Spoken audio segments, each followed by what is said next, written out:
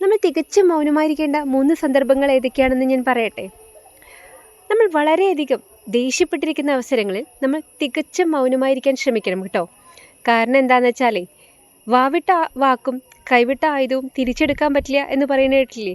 അതന്നെ കാരണം.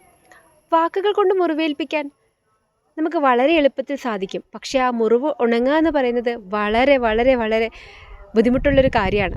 ചിലപ്പോൾ ഒരിക്കലും ഉണങ്ങിയില്ലെന്നും വരും. അതുകൊണ്ട് തന്നെ വാക്കുകൾ വളരെ സൂക്ഷിക്കുക, നിങ്ങൾ ദേഷ്യപ്പെട്ടിരിക്കുന്ന അവസരങ്ങളിൽ പ്രത്യേകിച്ച്. 2, നമ്മുടെ വാക്കുകൾക്ക് വില കിട്ടുന്നില്ല എന്ന് തോന്നുന്നുണ്ടെങ്കിൽ പിന്നെ നമ്മൾ അവിടെ സംസാരിക്കേണ്ട ആവശ്യമില്ല എന്നതാണ് അതുകൊണ്ട് ഉദ്ദേശിക്കുന്നത്.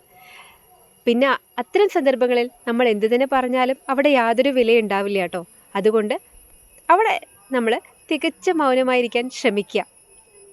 3-മത്തെ കാര്യം എന്താണെന്ന് വെച്ചാലേ, നിങ്ങൾക്ക് ആരെയെങ്കിലും ആത്മാർത്ഥമായി കേൾക്കണം എന്നുണ്ടെങ്കിൽ നമ്മൾ അവിടെ മൗനമായിരിക്കുന്നതാണ് ഏറ്റവും ഉചിതമായ തീരുമാനം എന്ന് പറയുന്നത്. അവർ പറയട്ടെ, കുറച്ച് സമയം അവർക്കും കൊടുക്കാമല്ലോ അല്ലേ?